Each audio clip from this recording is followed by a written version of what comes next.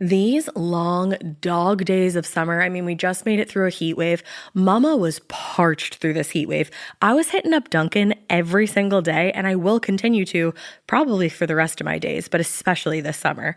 Dunkin' is helping everyone stay cool this summer with its lineup of refreshers.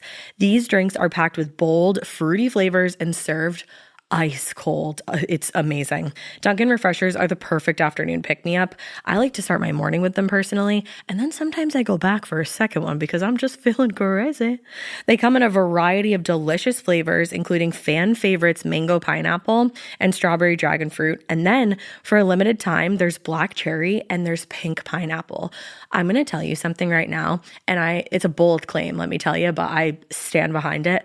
Pink pineapple will change your life. It is so good. It has me feeling like I'm sitting in a pool, resort side, just living, honey. It's so yummy.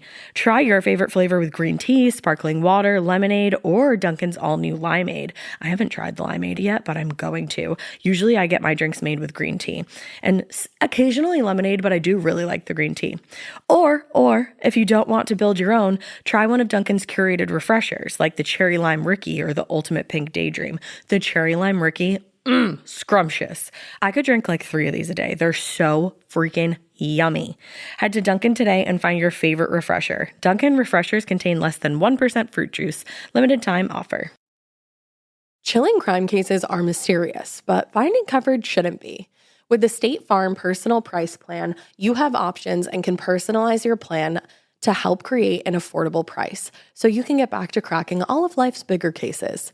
Talk to a State Farm agent today to learn how you can choose to bundle and save with the Personal Price Plan. Like a good neighbor, State Farm is there. Head to statefarm.com to get a quote. Prices are based on rating plans that vary by state. Coverage options are selected by the customer. Availability, amount of discounts and savings, and eligibility vary by state. Hi, Ryan Reynolds here from Mint Mobile. Are you looking for a beach read this summer? May I suggest your big wireless bill? It's got suspense, mystery, a slightly flat, emotional arc, and a shocking twist where you realize you've been overpaying the entire time. Fortunately, though, Mint's story is better. Every plan, $15 a month. Even unlimited. That's it. Happy ending. Zero tears. Give it a try at mintmobile.com/save. Upfront payment of $45 for 3 months, $90 for 6 months, or $180 for 12-month plan required. $15 per month equivalent. Taxes and fees extra. Initial plan term only. Greater than 50 gigabytes may slow when network is busy. See terms. Hey, weirdos. I'm Alaina. I'm Fred. And this is Morbid With a special guest. Lindsay Lohan.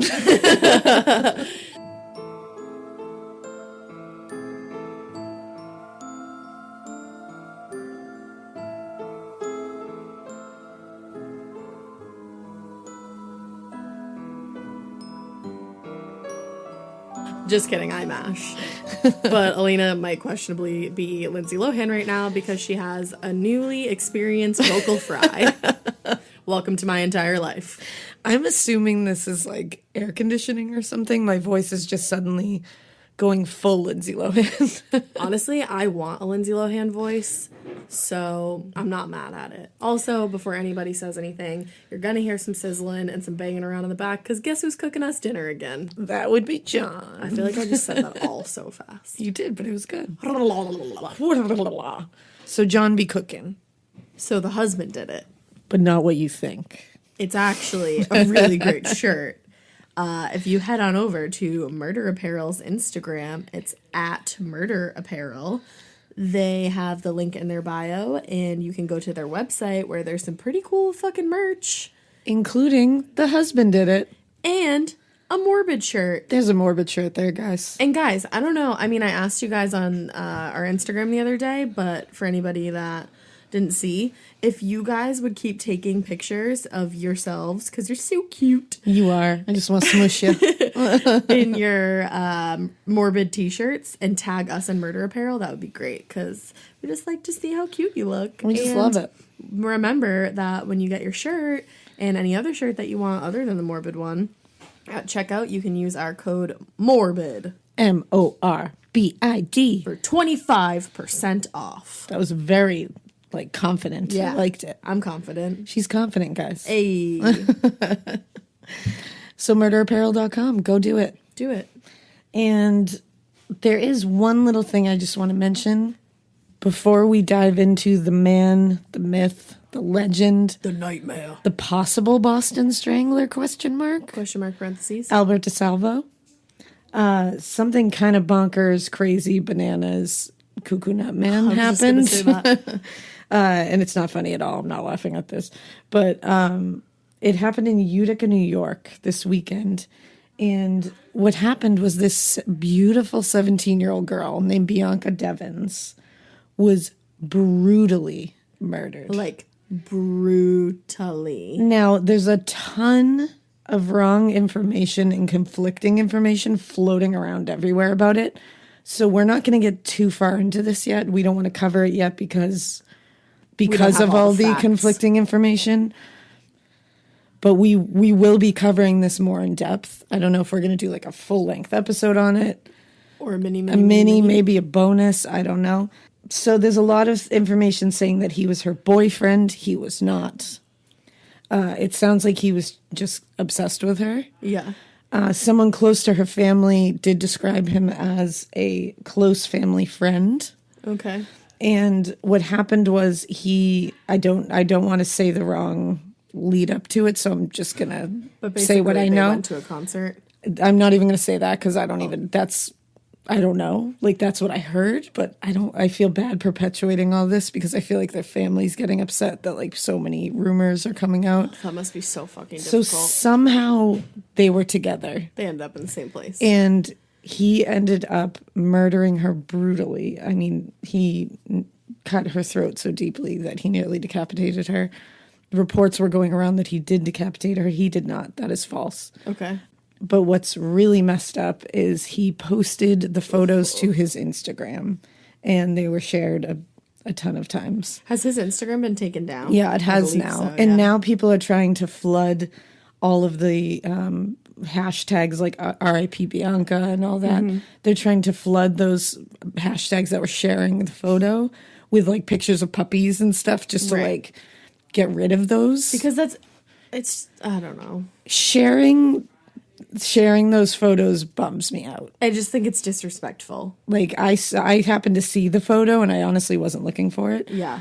And I'm not, honestly, I look for crime scene photos all the time. I'm not going to pretend I And don't. I don't think there's anything wrong with Yeah. that. I'm just saying, like, putting it out there for people that don't want to see it. Yeah. It's like- And I never would share it because you have to think of No. the family, man. Yeah. It's not your. Yeah.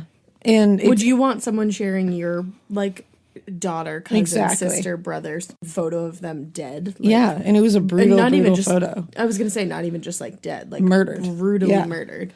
And this guy, I believe his name is Brandon Andrew Clark. He ended up slicing his own throat, trying tried to kill himself. Yeah, he did not succeed, and now he's in police custody, and that's really all we know at this point. I'm glad that he did not succeed because I'm so I glad. want him to like rot in Yeah, prison. I am so glad. So yeah, we'll definitely be following that case. We'll let you guys know if we hear anything more, and we will be covering it at some point. So Without further ado, I think we should jump into part 3 of the Boston Strangler / Stranglers. the final part, guys, The final countdown. of our hometown murder. Yeah. This is when we talk about that dude, That bruh, that bruh, that man's that dude you all know, Albert, DeSalvo. the man. No, I'm just kidding. We're just going to They're keep like, dragging it "Shut out. the fuck to, like, up." Get to the fucking case. So I hate your banter. I hate it. So when we last talked, which I know was a little further out than we planned because of this vocal fry that I have developed. We were like, let's put it off one night because no one's going to want to listen to that. And Yeah. then she woke up like this again today. And I was like, let's give the people what they want. Yeah. So I was like, I don't want to push this out too far, but sorry, guys. Don't get mad at her, please, because she's powering through right now with I some am. lemon ass tea next to her. I do. I have Alaina it. is that bitch. I'm ready. I'm ready for this. That OG bitch. So when we last talked to you, the amazing detective Phil DiNatale, Yes. who found the court records, found out that Albert DeSalvo was actually paroled during the Strangler murders when we I all love thought this he was guy. in prison. That crazy, like, whoa moment at the end. He had just figured this out, and he had just found out that Albert DeSalvo was being held at Bridgewater State Hospital for the criminally insane and this was in 1965. So he had gotten his early release. The reason he didn't serve the full time for those Measuring Man crimes was he was able to convince the judge that he just wasn't a giant creepy weirdo anymore. Oh. He was like, no, He's it's fine. Judge guy. Yeah. I grew out of that. He's like, it's fine. And he has this voice. And I'm not going to be able to do it because of this, but it's this like really high pitched. If you played me a clip Like of it really quick, I could do it. Yeah, like he literally talks like this, but he's got a Boston accent. So he's like, yeah, so I went in the apartment and I saw a shelf on the left and then she turned around and I strangled her. Like she literally talks like that. That you could all see Alaina's face because I'm deeply fucking disturbed at the face you just made while you did that. Because you gotta get into it. I'm disturbed.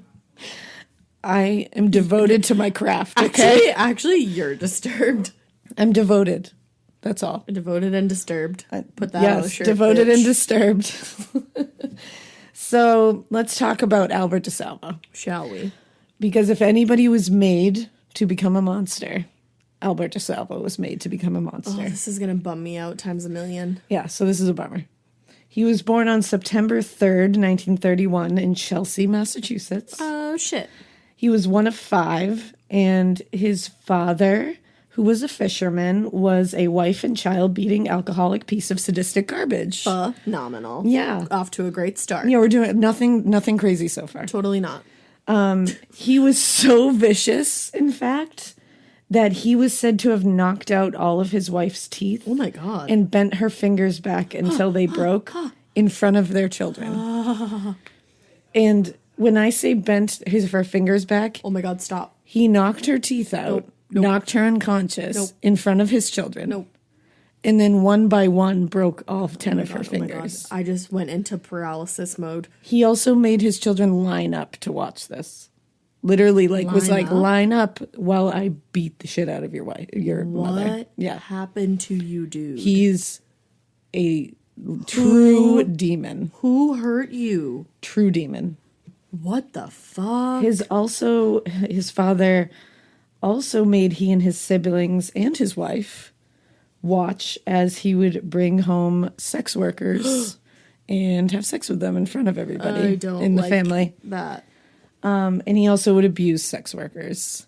So by the time Albert was 12, he was arrested. He had already been arrested for robbery, assault, and battery. And when they were, he had them, the father had all of these kids stealing by like age 4. What the Like he fuck taught them is all to wrong be with this guy? Yeah. He's literally a demon. And if this wasn't bad enough, when Albert was young, his father literally sold him and 2 of his sisters to a farmer for labor. That's like Charlie Manson's mom when she sold him for a fucking pitcher of beer. Did you write that? I literally have that right there. Oh my God, I wasn't yes. even looking at your thing. That's awesome. Yeah, he literally sold a la Charlie Manson. Wow. Yeah. Wow. So Weird. Yeah, right? Weird coincidence. Yeah. Basically, Albert was shaped by a man who literally drilled into his brain that women were useless unless being harmed or used for sex. Yep.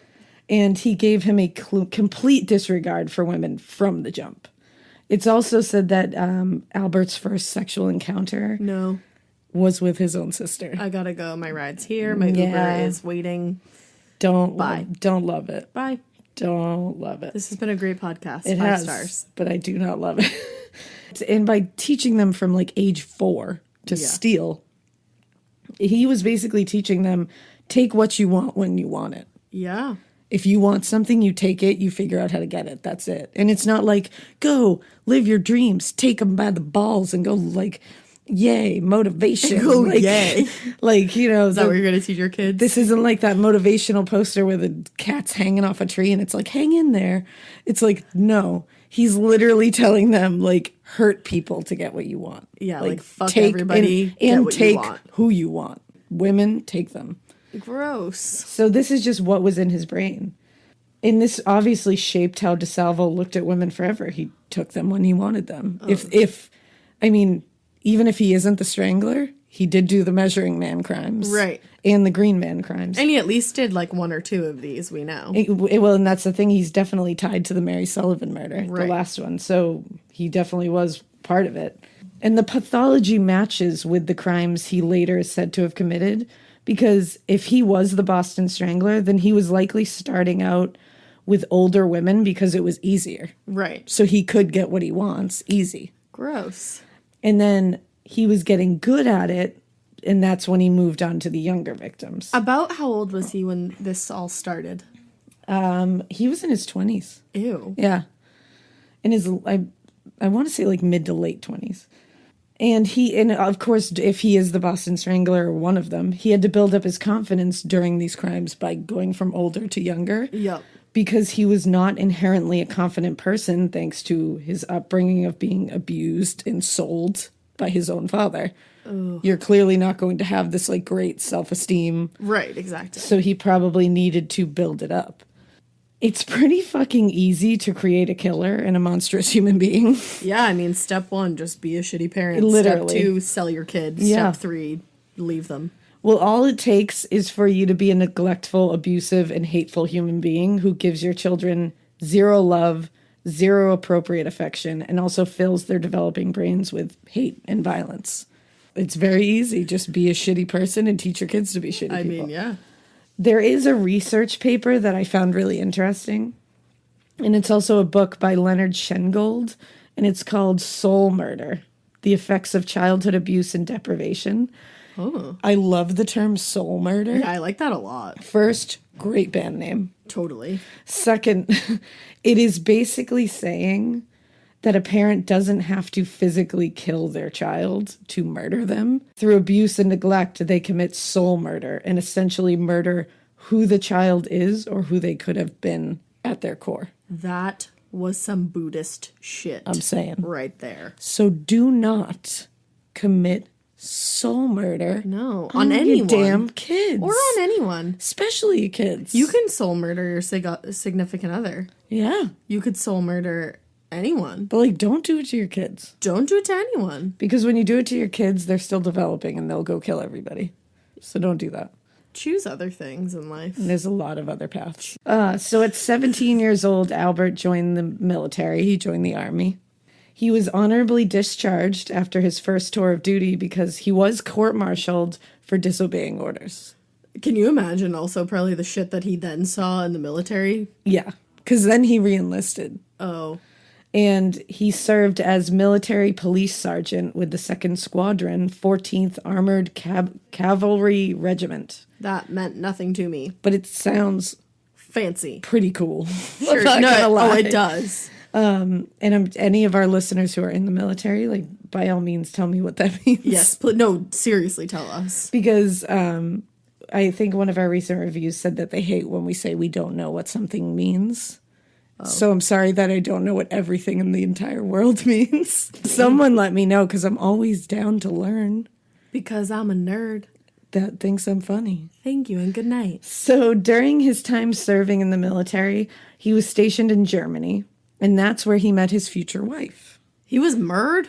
Oh, he was. And wait until you're thinking something totally different. Just wait until you hear what their marriage was like. Was it a beautiful, profound marriage? I'm saying. So tell me. His future wife was a German girl named Irmgard Beck, and he brought her back with him to the U.S., and they married in 1953. Okay. So in 1955, while he was posted at Fort Dix in New Jersey, he was charged. This is pretty rough. He was charged with molesting a 9-year-old girl. Oh. And he was still honorably discharged in 1956. Okay. So that was charged. But nothing came out of it. But that's just, I mean, I believe it happened. It's a pretty rough charge. Quite the allegation. Weirdly, he was described by all who knew him as a loving and devoted family man. The fuck? According to the Boston Stranglers, which is the book I mentioned, I think, last part, by Susan Kelley, he had 2 kids with his wife, Judy and Michael. And his family members all say he was a doting father, a doting uncle to his nieces and nephews, and they all remember him fondly. Weird. Like some of them still have like forts that he built them when they were kids. Wow. Like he was like a doting family man. And he never laid a hand on his wife? Well, and his reasoning for this was he said, I'm not going to be my father. But you were in a different way. That's the thing. He chose not to do it in his own family, but he acted it out somewhere else. I gotta look up his star sign. Keep talking. He was definitely doing the exact opposite of what his father would do in his family life. But then in his criminal life, he was worse. So when it comes to his wife, he was apparently very devoted. And according to her and according to everyone around them, he treated her like gold. I'm so confused by that. Now, unfortunately, one thing about Albert is he did have a voracious and pretty scary sexual appetite. I mean, duh. Like, to the point where, like, he had trouble handling the wait to have sex after Irmgard would give birth to their children. Like, it would make him mad that he had to wait. What? Yeah. And he would, like, become withdrawn and, like, depressed. Couldn't handle it. So he was, like, addicted. And she said he wanted to have sex, like, 6 times a day. What the actual fuck? And obviously, even if she wanted to, she was like, no, I do not, because I am a human being who does not want to do that. I am fucking tired and I have things like to do. That, she literally was like, I had a family to raise and, like, other things to do. So they divorced way later down the line. But again, it was all kind of, like, weirdly chill. That's very strange. Like, I'm sure there were instances of him being... I'm sure he wasn't, like, perfectly even-tempered their entire time. No, I doubt it. But in general, there was nothing crazy to report besides his really scary sexual appetite, which is scary. He's a Virgo. I don't know anything about that. I don't either. I wanted him to be a Gemini. Did you? Because why? Because in my mind he sounded like a Gemini. Aren't you a Gemini? Yes. But but not like that. No, he's not like that. No, not like that. I'm not that kind of Gemini. It sounded like he just had like, well, also like dual personalities. Yeah, but like also a lot of serial killers have that. That's true. That's kind of like a thing. Yeah. So the reason he was in Bridgewater when Phil DiNatale came upon him, yes, was he was arrested in connection with another series of assaults, not the measuring man. Assaults and insults. Of insults. He was just real rude. You're ugly. He was like, say it in his voice. Yo, you stinky.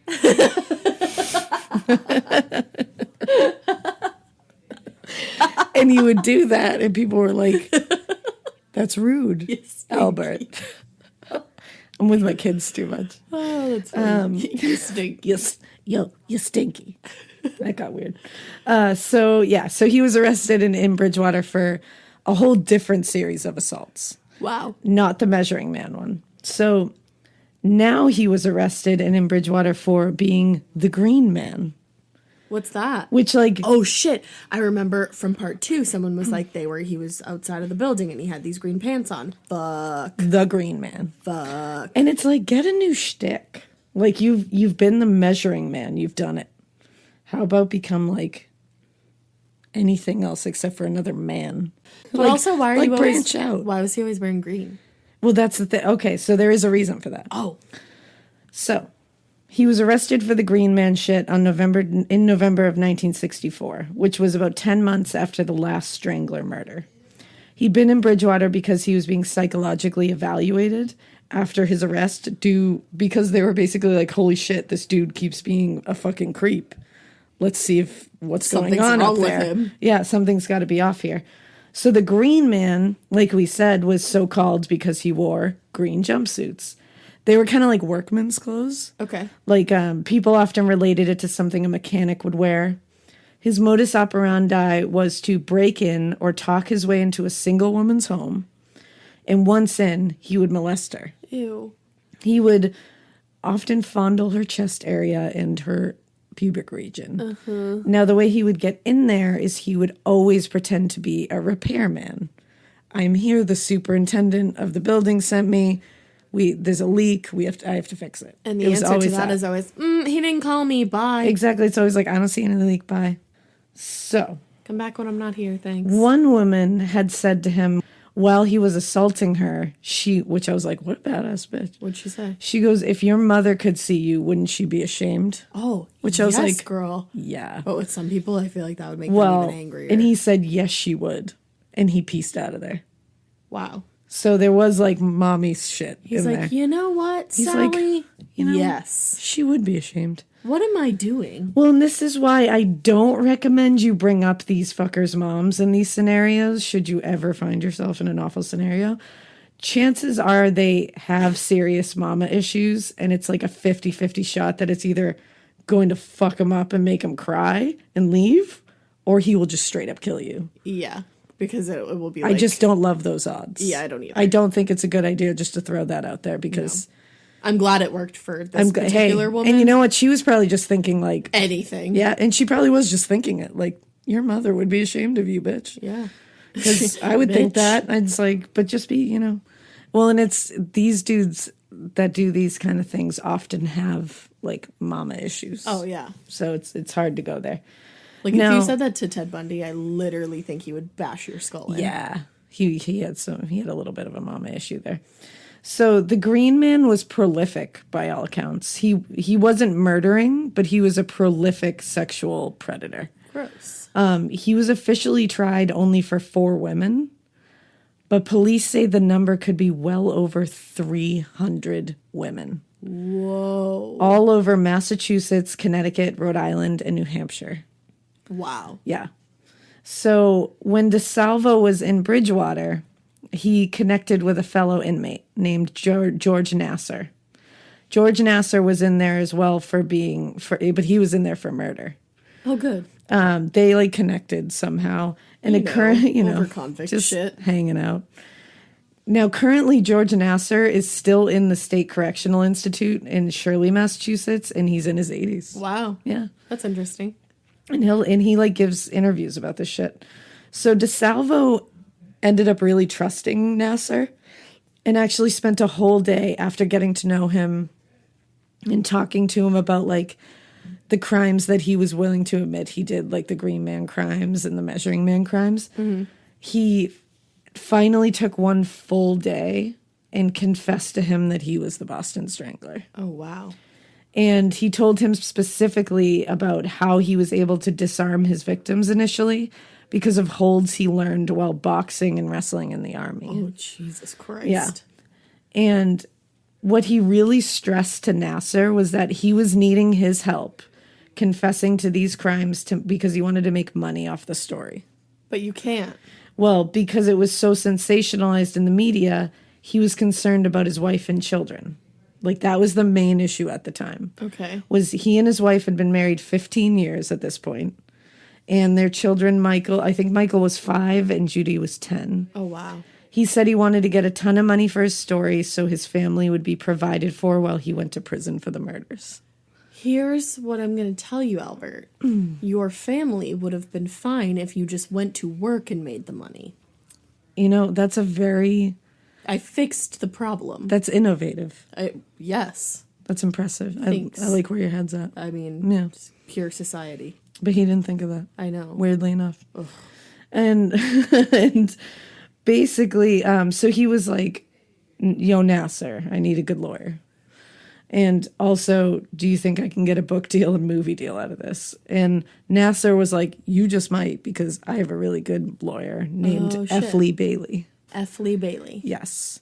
F. Lee Bailey is pretty well known for representing O.J. Simpson. That name sounded super familiar. Yeah, that's one of the biggest ones. And I'm not going to say anything about O.J. Simpson because that fucker's out of jail and he's on Twitter. So... moving on. I don't want to even go in there. Wait, but someone today said something about on the Facebook page. They were like, drink apple juice because OJ will kill you, or like something like that. It was really funny. Like orange juice. Orange juice because it's so acidic. Yes, that's what it kill is. Your It will windpipe. kill your windpipe. And moving on. So F. Lee Bailey.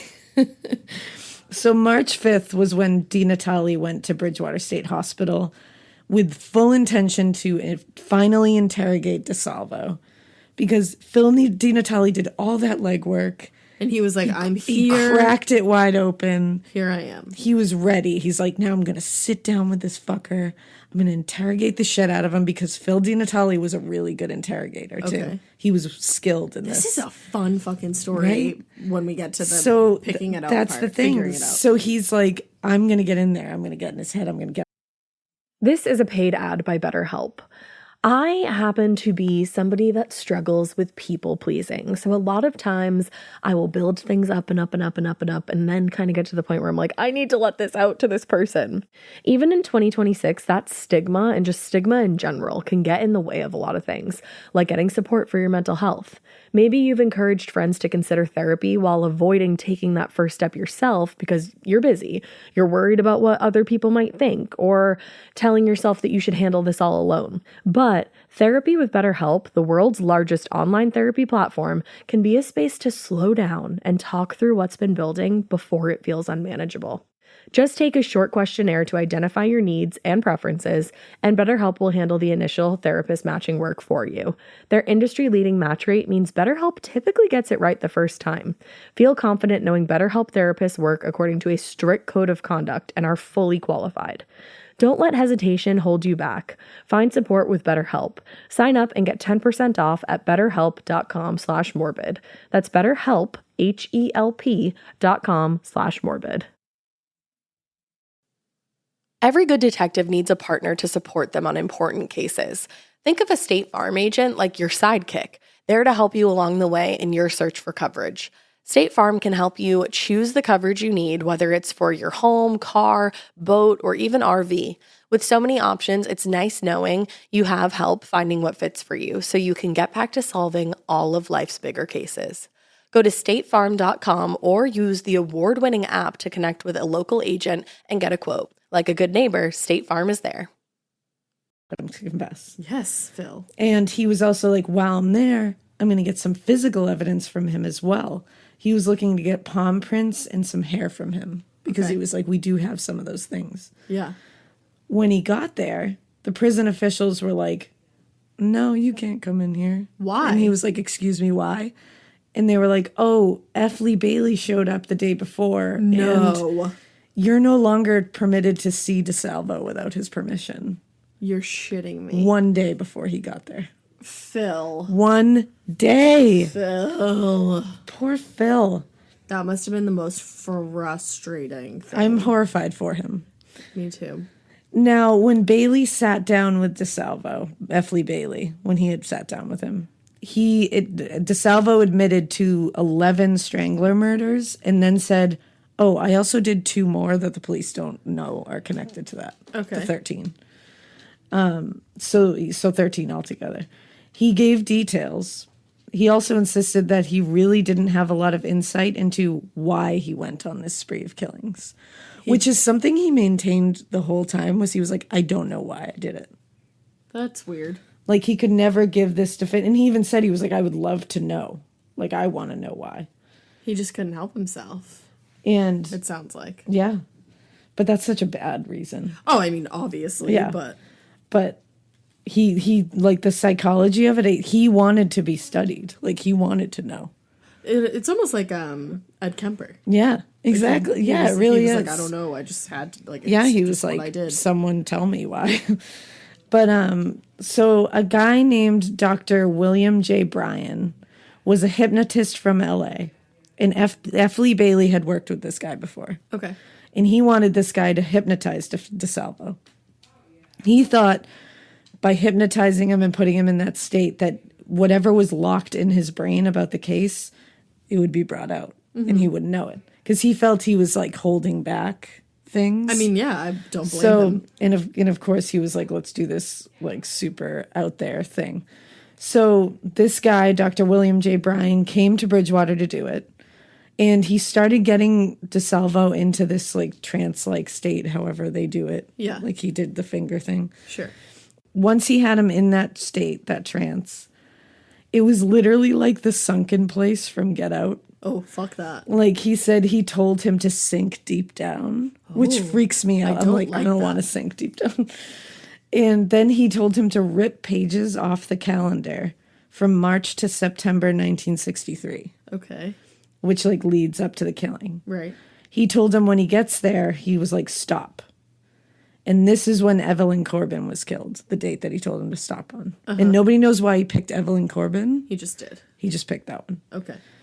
So DeSalvo described the entire scene. Wow. He said, quote, I walked in the front door and the buzzer rang. I opened the door and I walked down the corridor all the way to the left. Moved open the door and I talked to her. So the doctor asked him to tell him what she said. And DeSalvo said that she said, who sent you? Who sent you? Mm-hmm. Which I'm like, oh, no. And he said that he told her, the superintendent, that's something wrong. There's something wrong with your bathroom. I got to check it out. And she replied, oh, just a second now. I'm going to church. Then he said, I walked in and she walked in with me. She took me into the bathroom to the right. And when she went in, she turned her back to me and I put a knife to her throat. Later, he said, I took her over to the bed and she said she can't do nothing. The doctor told her no. She said, please don't hurt me, please. I told her I won't hurt her. The doctor asked if he wanted to hurt her. And DeSalvo said, no, I didn't want to hurt her. And then through some more coaching, he started making this, like he started drifting away from this scene. Yeah. And they were getting into like he said he wasn't trying to lead him anywhere else, but he was starting to float somewhere else in his mind. So he just let him because he was like, who knows what we're going to find. And he said he started making this motion with his hands, like he was closing and opening something. Like tying the bow? No, like he was holding his hands and he would like put them together, then pull them apart, put them together, then pull them apart. Okay. And this was determined afterwards to be legs, but not how you think. Like opening knees and closing knees. Okay. Someone else's knees. Now, what we're thinking, obviously, is like he's a rapist. Like he's thinking of opening someone's legs. No. His daughter, Judy, was born with terrible hip dysplasia that DeSalvo often had to do physical therapy with her for. And he would have to help her forcibly open her legs and close them. That was the physical therapy. Oh. And he did it for her. That's kind of gross because he was like a rapist. But that's the crazy thing is that's your immediate thought. But this is when he started to get emotional and cry. So they stopped the session.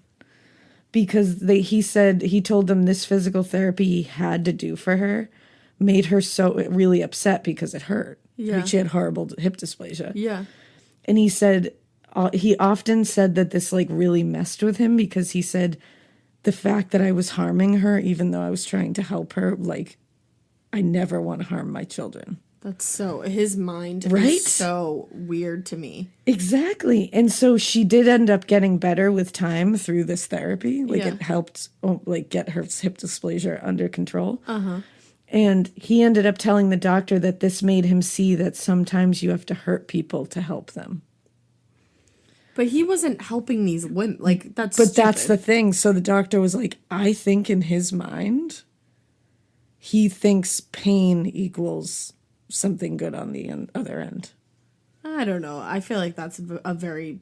But either way, the fact that he came out with this, that sometimes you need to hurt people to help them. That's weird psychology. That is weird. I feel like I just can't put my brain in that place. Good. Yeah. The doctor so during this session while they were going through this, the doctor kept trying to shock him into a memory by putting together this idea that he was talking about hurting to help with why he killed all these women. So apparently the transcript says after that when this was happening, that DeSalvo suddenly like screamed loudly and then pushed the doctor like clear across the room and started choking him. Oh, great. And the doctor they said the doctor was like super chill and just said sleep, and DeSalvo collapsed on the floor. Whoa, that must have been wild to right? see. And there's no like recording of this, but there are transcripts. That's so wild. Detective Bottomley, you might remember him from the Strangler Task Force from Part 2, I believe. Mm-hmm. He was the guy that was just like the head of that. Right. He had DeSalvo look through a bunch of, because after he came out with these confessions that I'm the Strangler, he had him look through a bunch of photos of women and identify the women he killed. Okay. Like some women who weren't the victims were in there, you know what I mean? Like how they do that. To prove. Apparently he did really well. But they recognized that this could have been because he might have seen the women's photos in newspapers before. Right. So then there was one photo that kind of changed things because he stopped and said, now this one here, it bothers me. And when they said, it bothers you? He said, very much. I'm not sure if it could be, but is it Nina Nichols? Now this was significant because she was the only victim whose photo had never been in the newspaper. And this photo he was looking at was from when she was much younger. Oh. And he said, quote, she was frail and her hair was a lot grayer than it is here. Yeah, sure, this is her, okay, but she's a lot older. Wow. Which everybody, people, you might have just heard my dog snore, by the way. Sorry. She just walked in the room and literally snarfed and collapsed on a chair. Hey, your podcast is boring. Fuck off. So he was looking at a much younger photo of her and was still able to go like, no, she was older. Yeah. When her photo was never published in the newspaper. So, I don't know. I mean, that proves a lot. I mean, that's impressive. He identified all 11 that the police knew about. Okay. Because, again, the police didn't connect the other two. And a few more? Well, this is when Bottomley asked him to go through all the murders in detail so they could match the facts. Okay. I'm only going to give you a couple of what he said. These are his, official confessions. So he said on June 14th, he had that day off from work, and he told his wife he was going fishing. Instead, he drove to Boston. He said, quote, I just drove in and out of streets and ended up where I ended up. He said he walked after parking his car somewhere, and he had a weight in his pocket from his fishing kit and literally just chose a random building. Oh, God. He walked into number 77, and he explained, what the number 77 looked like. It was, embellished and shit. Uh-huh. And he stopped in front of apartment 3F. This was where Anna Slessors lived. He told her he was the maintenance man sent by the super, and she let him in. Uh-oh. He said she led him through the apartment and showed him things that needed, a couple of little things that needed repair. Yep. Because she was like, oh, if you're the maintenance man, you can fix this. And when she turned to go to the bathroom, he said he hit her on the head with the weight. He said, quote, blood was all over me, on my jacket and shirt. So when I left, I grabbed a raincoat that was hanging in the cabinet and put it on. Now, Bottomley had got a replica of Anna Slessor's raincoat from her daughter, who had the exact same one. Oh, wow. Because I guess her daughter had bought her that raincoat so they could have matching raincoats. Stop. I know. That's pure as So it was fuck. literally the exact same raincoat. Yeah. Bottomley got that, and he hung it in the interrogation area, and DeSalvo, without prompting, grabbed it and said, this is the coat. Okay. So after he'd hit her on the head, he said he pulled the sash of her Nike, or bathrobe, and tightened it around her neck. Now, some of the details that he gave that are, kind of impressive for this, he described where the rooms were, to the left, to the right, all that. Mm-hmm. He said there was a brown sewing machine. The drapes, he said, were very pretty. And so was the bathroom set, or the bedroom set, that was light tan. He said there was a tan record player with a darker color on it as well. And these were all true. Okay. So he then said he drove to an Army-Navy store, and after taking off the raincoat and shirt and shredding it, he walked shirtless into the store to buy a shirt. Weird. And apparently no one Thought anything of that. After getting a shirt, he said he drove to some marshy, swampy area, and he threw the bloody clothes, the raincoat and the shirt, into the water. Okay. And he made sure they, went down. Yep. So, for the murder of Helen Blake, he had told his wife that he was headed out on a job. He drove to Lynn, where she lived, and picked a random building again, where Helen Blake lived.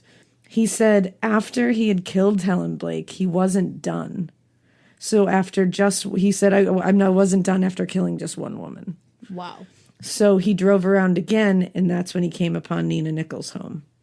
He said he talked his way into this one, too. Same with Helen Blake. Same kind of story. He said that as soon as she turned around, something exploded in him. He said it was the back of her head and not her face that set him off somehow. Weird.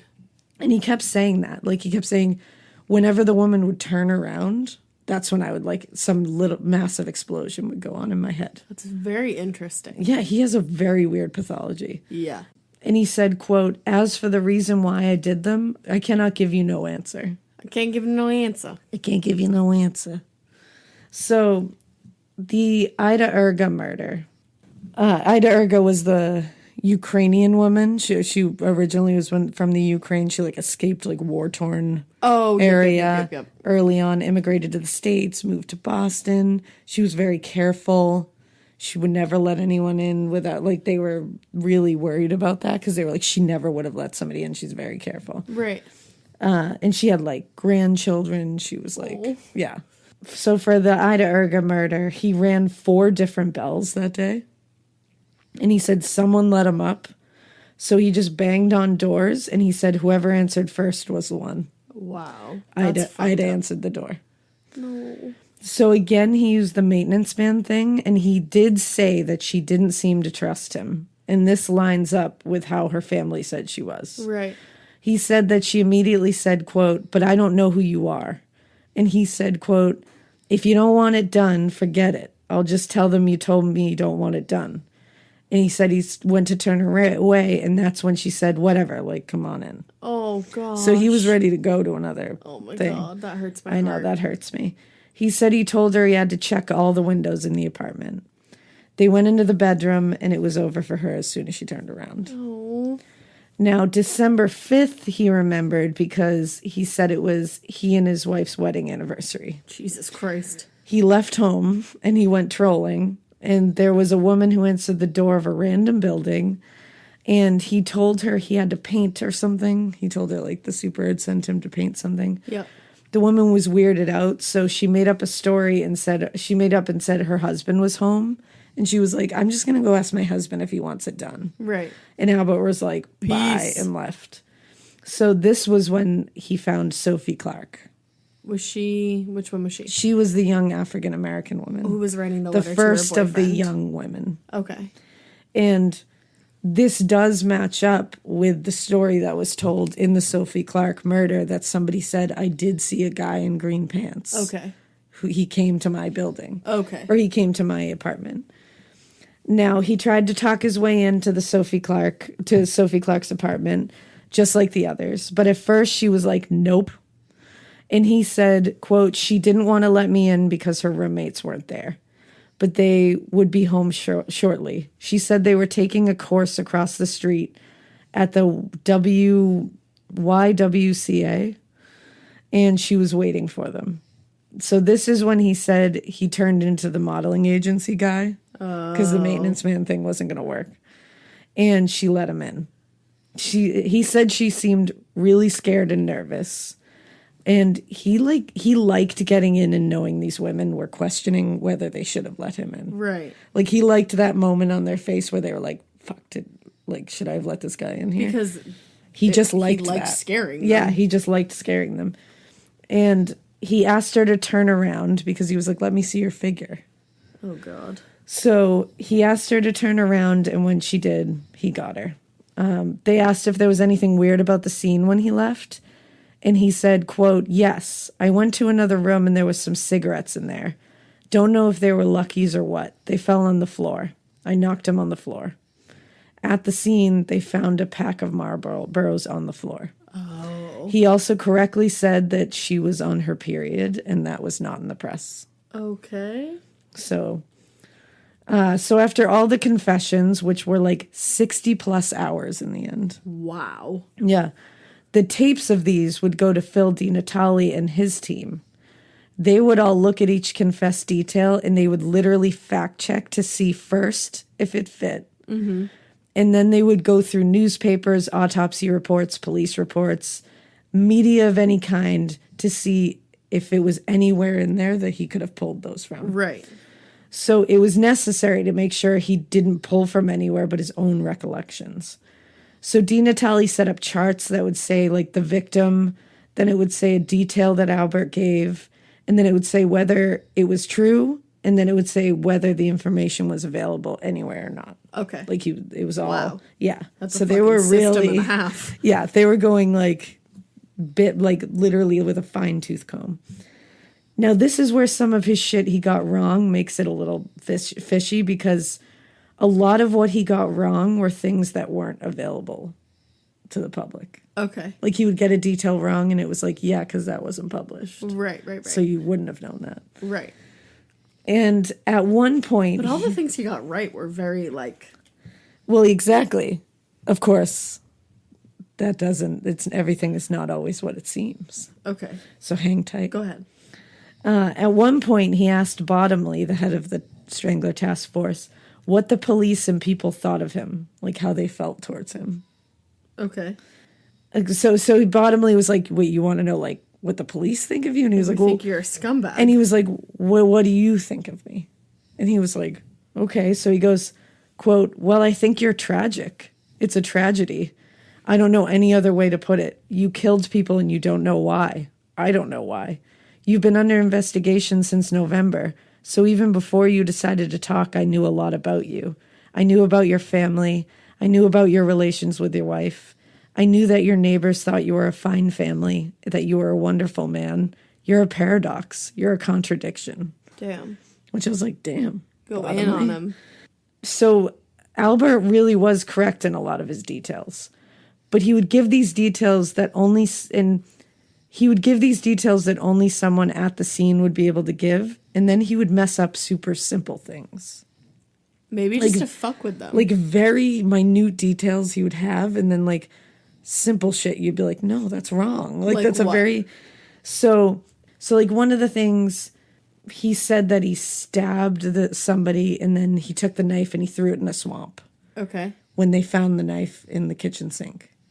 Okay. And he was like, what? You didn't throw that in a swamp? Like, what are you why talking would you about? even bother Yeah, it's like that? shit like that you're like, no. Like, that doesn't work. And at the time, the Attorney General and people hearing these things were super impressed by all he knew. Yeah. Because, but now we look at this stuff and you can see that there were big issues here in his confessions. One being that they didn't allow Phil DiNatale to be the guy to interrogate him. Mm-hmm. Because, like I said before, Phil DiNatale was super adept at criminal interrogation, and he just wouldn't have made the huge mistakes that Bottomley made that do compromise these confessions. What mistakes are those? So, number one, Bottomley asked a ton of leading questions. Mm-hmm. Like, this is interrogation, investigation, no numero uno, is you don't say things like, so then you went in that bedroom. Oh, because then... You just gave him the answer. Right. So then you tied a scarf around her neck. Right. Yeah. That's what I did. You know what I mean? Like, you're already giving him information. Yeah. He also showed DeSalvo crime scene photos. Okay. Well, that's how he was able to describe the room Exactly. Because we find out later... Does he have Albert DeSalvo has a photographic memory. Oh, come on, sis. Exactly. And he also suggested the answers to his own questions. Like, for example, he would say in one, like, actual in the transcript, he says, quote, after you had intercourse with her, you went into the kitchen, you got a knife, and you tried to get into that chest? And he says, yes. And then Bottomley would say, quote, was this before or after you had intercourse with her? And he'd go, after. Well, you just gave him that answer. Right, like you just said You that. just started off by saying after you had intercourse with her, you went and did this. Yes. Was that before or after? After. You just gave him that answer. Right. Like, he's not an idiot. Like, this dude's clearly, like, he's got something up there. So, on top of the issues with Bottomley's interrogation skills, DeSalvo just got some details wildly incorrect. Like we talked about. He would say he threw a murder weapon away somewhere in, like, a swamp, and then it would be found in a fucking sink. Yeah. It just didn't make sense. Then that Army-Navy store he claimed he went shirtless into. Yeah. That didn't exist. The store didn't? Store didn't exist. Couldn't find an Army-Navy store around where he said he was. What? Yeah. And DeSalvo also claimed, which this is a big one, DeSalvo claimed he raped all of the first elderly women victims. Uh-huh. But we know from our 2 other episodes about this that they had all been raped with objects and not a physical body. And that's not something that was in the newspapers. Exactly. This is huge because this part of the case that he got wrong is huge because this was also, like we said, not in any newspapers. So there's no way it makes sense if he wasn't at the scene that he would have said this. That they were just regularly raped. Like, and you don't forget that you didn't. Yeah. You don't forget that. So also his motive, he didn't have one. He couldn't come up with one. Right. He couldn't really. And then, like we mentioned earlier, he has a photographic memory. That is just crazy. So to me. it's like, now one of the biggest things people say about DeSalvo is that he was a huge braggart. Like they were like, he bragged about he overinflated everything, which makes sense when you think about how he grew up. Right. Of course, he's going to overinflate everything in his life. He bragged a ton about these murders and crimes to other inmates. And he would be like bragging about it. And then he would cry in his interrogations when talking about them. Right. So it sounds like he was just like a little turd. And I think he liked his measuring man name and his green man name. Like he liked being named for something. Right. Like I'm known for something. I'm infamous. But it's not a good thing, Albert. So he figured, why not add Boston Strangler to this? Now, according to Susan Kelley, who wrote that book that I've sourced a couple times, he had the notion in his mind that he wouldn't go to prison for this, but instead he would go to Johns Hopkins Hospital and be studied by some of the greatest doctors from all over the world. So that's why he went along with all of this. Exactly. So he thought he was going to become this prized study specimen. And his lawyer, F. Lee Bailey, had arranged the deal so that he could confess but would never face the death penalty. Oh, shit. So he knew he wasn't going to be put to death. Yep. So he was like, all right, they're going to put me in the hospital and study me. She also, Susan Kelley also says that despite it all, he really did want to support his wife and kids. So the book deal he was hoping to score was a good incentive to just confess to random shit. Oh, no. Because he was like, I just want them to get money. Now I'm stressed. So on January 10th, 1967, DeSalvo was set to go to court in Middlesex Superior Court in Cambridge for the Green Man crimes of sexual assault. Yep. He committed so many of those crimes that the way he was caught for them as the Green Man was that he went to an address to attack a woman and didn't realize he had already gone to that address and attacked her before. Oh, God. And the woman was like, oh, yeah, I know who you are. You already assaulted me. Like, are you kidding me? What the fuck? And she called the police and boom, he was arrested. Jesus. So his rape trial was a media circus because everybody knew he confessed to the Boston Strangler murders now. Right. And so they informed DeSalvo that the only defense they had for him for these Green Man crimes was insanity. And they were not going to be trying to claim he didn't commit the offenses he was accused of. And he claimed he just wanted to tell the truth. Right. So they were saying, we're not going to say you didn't do it. We're just going to try to make it so that you go to a hospital. Okay. Which I'm sure he was stoked about. Exactly. And getting him for the rapes with witnesses was easy. Like, they were able to get him on all that. Yeah. But the Strangler stuff was not yet solid enough to charge him or try him for it. They just had confessions. They didn't have any physical evidence tying him to any of these scenes. And his confessions were shaky, as we know. Like, they sound great. And the whole first part, I was like, how is she going to convince me that he didn't do this? That he maybe didn't. So the issue that really annoyed me, and this is just like the time, I think, was they seem to be trying to get the insanity defense based on the idea that rapists just can't help themselves. Oh, yeah, you know. Like, they're just these roving things that we can't, they don't have any self-control. And what are we to do? So an expert witness testified in his trial that DeSalvo was a schizophrenic and that he knew what he was doing in order to get into the apartments, but could not control his sexual urges. Yeah, that makes sense. No. So the jury eventually did find DeSalvo guilty on all accounts for the Green Man crimes. Good. And he was sentenced to life imprisonment, but denied psychiatric help. Good. So F. Lee Bailey actually called this verdict, quote, Massachusetts has just burned another witch. Which it's like, not a great analogy, bro. I don't think so. Not a great analogy. Flea Bailey. DeSalvo was not sent to Johns Hopkins. He was sent back to Bridgewater to be incarcerated. And Bridgewater State Prison, It's rough, yeah. Bridgewater Hospital was not a country club. No. It was a rough place to be. February 24th, he escaped Bridgewater He prison. escaped? Yeah. And when he escaped, he left a note for the superintendent. And tell me what it said. Part of the note said... Can you read it in his voice? Oh, man, this might be hard. You can do it. Sorry, but I feel I've had it. I just don't understand the law or people. I truly thought that I was doing the right thing by each day that goes by. I felt maybe I'd clear up a few matters. I'd hoped of trying to help others with problems such as mine. I know they will have... Oh, shit. I know they will have orders to shoot me on sight. I'm only sorry that people in our world don't ever want to try to understand what makes a person what he was. I don't feel I could hurt a fly. I can't understand myself, so how can I expect you or anyone to understand what made me everything I hate? I almost can't believe it was me. It's dark in my room. Signed, Albert H. DeSalvo. What the fuck? That was great up until he went, it's dark in my room. It's dark in my room. Like, turn on a light. Now, those are just excerpts, so there could have been something in between there, but he did say it's dark in my room. Do you think that he meant that, like, so metaphorically? No, I think he literally was like, it's fucking dark in here. He was like, I can't write anymore because it's pretty fucking dark. It's dark in here. I want to leave. I can't write. So he basically also said at one point that he didn't plan to hurt anyone. He didn't want to hurt anyone. He just didn't want to die in there. Yeah, wait, what was the part that he said, I don't feel I can hurt a fly? Yeah.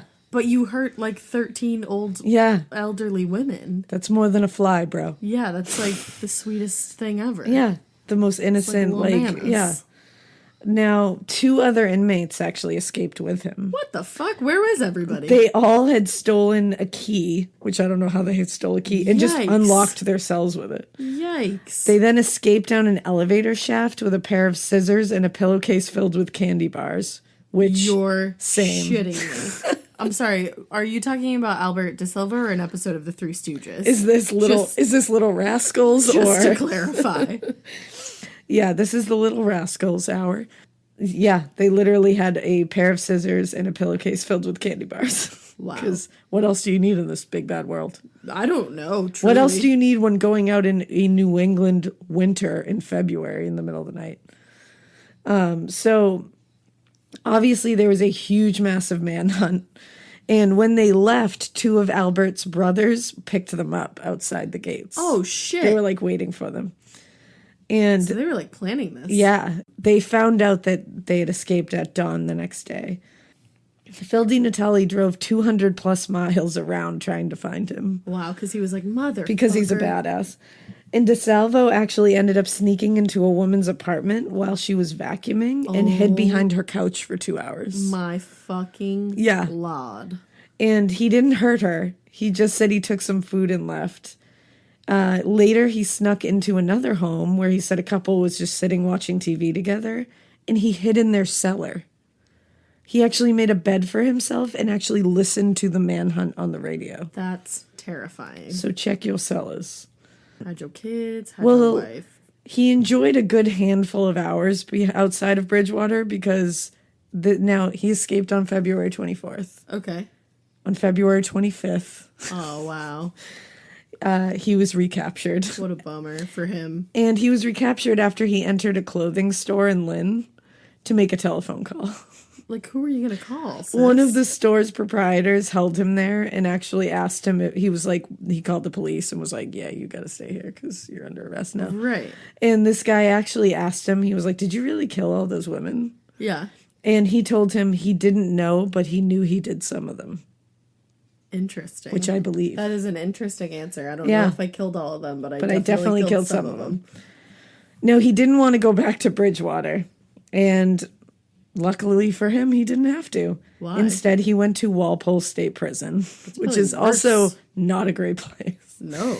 Now, Phil DiNatale was still pissed because this dude, he's recaptured. They're calling him the Strangler. Right. But he was like, this fucker's never been tried for this. Which is aggravating. Which is really aggravating to these families and to all of us who have like put in all this work for it. He eventually recanted his confession. Just took it all back. It was like, no. Wow. Now, in 1973, just as he was scheduled to meet with journalist Steve Dunleavy, because he said he was going to reveal who the real Boston Strangler was, he was murdered by a fellow inmate in Walpole. Whoa. It was November 27th, and he was found stabbed to death in his cell. He was 40 years old at the time that he was murdered. And he was discovered in his cell, in his bed. It was in the prison's hospital wing, and they found him at 7 o'clock. He had actually worked as an orderly in the hospital wing. That's why he had a cell there. And he was said to have died of multiple stab wounds. The medical examiner, Knowlton Bigelow, said it looked like he had been dead for up to 10 hours when they found him. Wow. So it was obviously the What night was before they everybody found him. doing? They think it might have been orchestrated by inmates and staff. Oh, Possibly. shit. Now- Staff was like, we're going to look the other way. I think so. Yeah. Why? Because it was under such high security. They were like, how did that happen? Right. But so before he was killed in prison, he had become skilled in making costume jewelry and leather handbags. Interesting. His stuff that he would make was like on display in the prison lobby. And there's pictures of him holding his like jewelry that he made. I wouldn't want to. He made like intricate jewelry. It's crazy.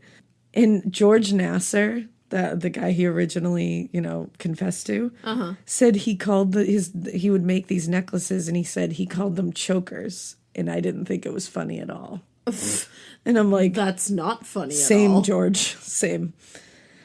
Now, this is all well and fine, and it seems like, okay, maybe, so he recanted. They never tried him for it. We came up with all these things that say, how he was able to confess all these details. Yep. But then in 2013, What happened? DNA happened. Dunno. What they were able to do was take DNA from Mary Sullivan, the last victim's scene, because that was the one that they found like a good amount. And they were able to match it to Albert DeSalvo's nephew by taking a water bottle from a construction site, trash, that he used. So they did the same kind of thing they did to Golden State D'Angelo Killer. there. And familial DNA, man. And the Massachusetts Attorney General, Martha Coakley, said the DNA finding, quote, leaves no doubt that Albert DeSalvo was responsible for the brutal murder of Mary Sullivan. And they also, of course, go on to say he was, quote, most likely the Boston Strangler. Now, they also were able to, because they wanted to confirm this, they knew obviously that the familial DNA is a great match. So they actually exhumed his body and DNA tested that. Yeah. So they confirmed it. I And they love said- a good exhumed body story. Right. That's going. They for went it. for it. They went for it.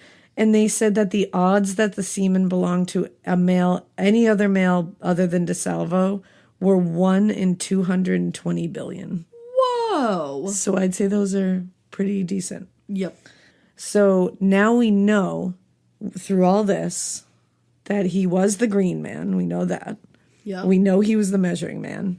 And we know he at least was the one who, at the very least, raped Mary Sullivan. Right. I'm assuming I think he also killed her. This Yeah. But other than that, I feel like there was more. Yeah. Like I think he did more than just Mary Sullivan, 100%. but I don't think he did all of them. You don't think so? No. I think there was another one. I think there was copycats. I don't know how to feel. But I can't tell you which ones I think he did and which ones I don't. Right. Because I do believe that because at first I was like, nope, they don't change their victimology. This doesn't make sense. Why would he go from old to young? But then the way you explained Then it, you that find he got out more his confident. childhood and you're like, he would start with an easier thing because he doesn't have any confidence inherently. So then he would get good at it and he'd work out to harder targets. I just have a lot of feelings about this case, but I have no answers. It's a 0 answers. A lot of feels, no answers. So that is the Boston Strangler. That was gnarly. And we want to know what you guys think. HMU. So Alaina thinks, obviously, that DNA proves the Mary Sullivan, proves he's a big skeevy weirdo, rapist, awful human. In my gut? I think he did a good amount. I think he did them all. Right? You think he did them all? In my gut right now. That's what your goot, Gun that's to what my your head, goot I would says say. right now? I think he did them all. That's what your intestines are telling you? Yeah. Yeah. I think he did a good amount. I don't know if I can say all, but I think he did a good amount. I think he did them all. Albert, you Albie. strange motherfucker. It's Dak in my room. Stack in my room. Now, and also, now that you've listened to all our parts, go listen to that Stranglers podcast. Yeah, I do want to listen to that. Because it's great. And they have, like, way more in-depth, because I took a lot of their, a lot of the transcripts from there, but they have, like, way more in-depth stuff, like interviews with people and stuff. Like, it's a great podcast, so go listen to that. Now, before we leave, we just want to thank some Patreons. Yeah, we do. Let's do it. So our first Patronus that we would like to thank is Sarah Rushforth. Sarah Rushforth, I would take you to Mount Rushmore. Yeah, I would rush forth and give you a hug. Yeah. I would. Thank you so much, Sarah. The next one we want to thank is Carrington Sheridan. Carrington Sheridan? Yeah. What I'm in. a name, sis. Thank you. Thank you, Carrington. Thank you, Calissa. So hot right now. Calissa, so hot right now. So hot right now. And you know what? While we're at it, thank you, Beck. So hot right now. Beck as in like the superstar? It's not spelled like it, but I think that they're as cool, if not cooler. I think they're cooler. I believe they're cooler. Thank you, Beck. Thank you, Beck. Thank you to also Brittany and Brittany. Brittany and Brittany. Thank you. We had 2 Brittany's, so thank you to both Brittany's that are so hot right now. Brittany and Brittany. Thank you. Thank you. It's like, oops, I did it again. Yes, it's Brittany, bitch. Yes. And thank you, Zaria Alina. Zaria. That's a beautiful name. I went to hair school with a girl named Zaria. Really? It's just like nice. It sounds elegant. It does. It sounds silky. It sounds like you're an Egyptian goddess. I bet you are. Thank you. Thank you, Zaria. Next Patronus is Kelsey Largent. I like how you spell your name, Kelsey. Yeah, it's pretty C-I-E. cool. I love a good IE ending. I love a good unique name. Me? Spelling. Too. Thank you, Kelsey. Kelsey, thank you. And the last one we are going to thank tonight is Kendra Dalcanton. Kendra Dalcanton. Kendra was my favorite on The Girls Next Door, and I bet you're my favorite in life. We really took it back with that one. Sure did. Thank you, Kendra, for taking us back to that. Thank you, Kendra, and every Patronus out there. Thank you so much to all our Patronuses. You are beautiful. You are lovely. And we're working. You are getting a bonus episode this weekend. Well, I was going to say. So look out for it this weekend. Keep your eyes peeled. And we will let you know when it drops in your Patreon account. And in the meantime, you could follow us on Instagram at Boston Strangler. Nope. Wrong. Morbid Podcast. I was just reading the thing on it. And in the meantime, you can follow us on Instagram at Morbid Podcast. You can follow us on Twitter at A Morbid Podcast. You could join our Facebook group Morbid, a true crime podcast. unless you're Elena's husband, in which case you can't. Because John got denied from the Facebook group and it was funny. Keep denying him. It's great. You can also send us a Gmail.